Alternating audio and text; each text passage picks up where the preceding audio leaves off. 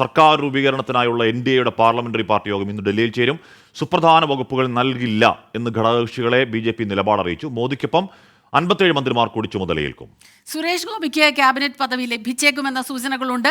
BJPയിൽ കൂടുതൽ അധികാര വികേന്ദ്രീകരണം ഉണ്ടാകണമെന്ന് RSS ആവശ്യപ്പെട്ടതായും സൂചനയുണ്ട് അല്ലേ? ഡൽഹിയിൽ നിന്ന് Radhakrishnan. R K, very good morning. Good morning R K. Good morning Hashmi. അപ്പൊ എന്താണ് ഡൽഹി കേന്ദ്രീകരിച്ച് ഇന്ന് നടക്കുന്ന അധികാര വിഭജന ചർച്ചകൾ, ഘടകകക്ഷികളുടെ നിലപാടുകൾ, BJP നിലപാട്, RSS നിലപാട്? R K.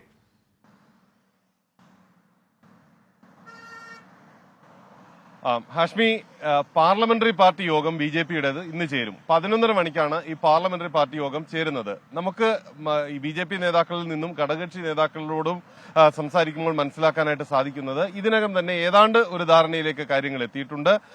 മന്ത്രിസഭ സത്യപ്രതിജ്ഞ ചെയ്യുന്നതിൽ ഉൾപ്പെടെയുള്ള ധാരണയാണ് എത്തിയിരിക്കുന്നത്. ഇന്ന് പാർലമെന്ററി പാർട്ടി യോഗം ചേർന്ന് നരേന്ദ്രമോദിയെ NDA കക്ഷികളുടെ നേതാവായിട്ട് തെരഞ്ഞെടുക്കും.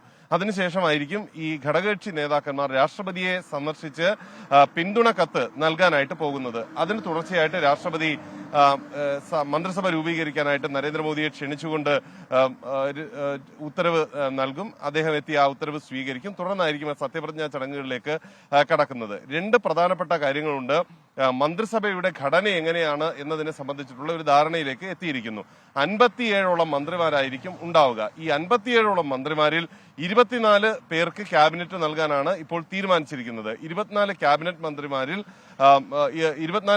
മന്ത്രിമാരും 9 സ്വതന്ത്ര ചുമതലയുള്ള മന്ത്രിമാരും 24 സഹമന്ത്രിമാരും. അങ്ങനെയാണ് ഇപ്പോഴത്തെ ഈ 57നെ കണക്കാക്കുന്നത്. ഈ മന്ത്രിമാരാരൊക്കെയാണ്, BJPയുടെ മന്ത്രിമാരാരൊക്കെയാണ് എന്നതിനെ സംബന്ധിച്ചിട്ടുള്ള ഏകദേശ ചർച്ചകളും പൂർത്തിയായി എന്ന് അറിയാൻ സാധിക്കുന്നുണ്ട്.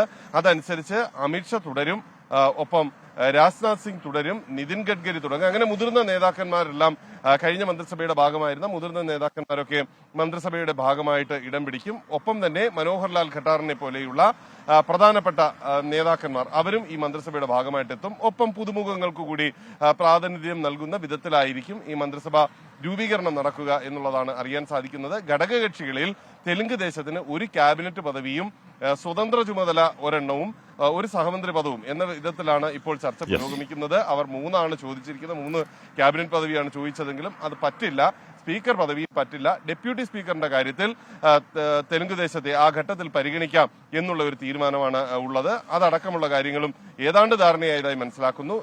JDUവിന്റെ കാര്യത്തിൽ JDU നിരുപാധിക പിന്തുണയാണ് നൽകിയിരിക്കുന്നത് എന്നാണ് ഇപ്പോൾ നിതീഷ് കുമാർ പറയുന്നത്. പക്ഷേ JDUവിനും ഒരു ക്യാബിനറ്റും സഹമന്ത്രി പദവും സ്വതന്ത്ര ചുമതലയുള്ള സഹമന്ത്രി പദവും ഒരു സഹമന്ത്രി പദവും ആണ് നൽകാൻ പോകുന്നതെന്നാണ് അറിയാൻ സാധിക്കുന്നത്. അങ്ങനെ മന്ത്രിസഭാ രൂപീകരണവുമായി ബന്ധപ്പെട്ടിട്ടുള്ള നടപടിക്രമങ്ങളിലേക്ക് കൂടി കടക്കുകയാണ്. ഇന്ന് വൈകിട്ടോടുകൂടി ഇക്കാര്യങ്ങളിലെല്ലാം ഒരു ധാരണയുണ്ടാകും. നമ്മളെ സംബന്ധിച്ച്, മലയാളികളെ സംബന്ധിച്ച് കേരളത്തിൽ നിന്ന് സുരേഷ് ഗോപി മന്ത്രിസഭയിൽ ഇടം പിടിക്കും എന്ന് ഏതാണ്ട് BJP നേതാക്കന്മാർ സ്ഥിരീകരിക്കുന്നു. എന്നാൽ അതിനൊപ്പം തന്നെ ഒരു പേരുകൂടി കേരളത്തിൽ നിന്ന് പരിഗണിക്കുന്നുണ്ട്. ന്യൂനപക്ഷ പരിഗണന ഒരുപക്ഷെ കേരളത്തിൽ നിന്നായിരിക്കും എന്ന് കേൾക്കുന്നു. അതുമായി ബന്ധപ്പെട്ടുള്ള നടപടികൾ പൂർത്തിയായിട്ടില്ല, ചർച്ചകൾ നടക്കുന്നേ ഉള്ളൂ. ഈ ന്യൂനപക്ഷ പ്രാതിനിധ്യം കേരളത്തിൽ നിന്ന് നൽകുകയാണെങ്കിൽ തമിഴ്നാട്ടിൽ നിന്ന് ഉള്ള ഒരു സ്ഥാനം കൂടി, ഒരാൾ കൂടി മന്ത്രിസഭയുടെ ഭാഗമായിട്ട് ഉൾപ്പെടുന്ന ഒരു സാഹചര്യമായിരിക്കും ഉണ്ടാവുക. അണ്ണാമലൈ പരാജയപ്പെട്ട സാഹചര്യത്തിൽ അണ്ണാമലൈ രാജ്യസഭയിൽ നിന്ന് തെരഞ്ഞെടുക്കപ്പെടുന്ന രീതിയിലേക്ക് എത്തിച്ച് മന്ത്രിസഭയുടെ ഭാഗമാക്കാനാണ് ഇപ്പോൾ തീരുമാനിച്ചതെന്ന് അറിയുന്നു. TDP ഇപ്പോഴും വിലപേശുന്നു അറിയുന്നു. എന്ന് പറഞ്ഞാൽ ഘടകകക്ഷികളൊക്കെ വിലപേശാൻ തക്കത്ത് ബാർഗനിങ് പവർ അവർക്കുണ്ട്. സ്വാഭാവികം ചെയ്യും. അങ്ങനെ ചെയ്യാത്തവരല്ല നിതീഷും. അങ്ങനെ നല്ലതാണെന്ന് തോന്നുന്നു. അങ്ങോട്ടും ഇങ്ങോട്ടും ഒരു ഓട്ടോ കറക്റ്റീവ് മെക്കാനിസം പാർട്ടിക്ക് അകത്ത് തന്നെ ഉണ്ടാകും, മുന്നണിക്കുള്ളിൽ തന്നെ ഉണ്ടാകും.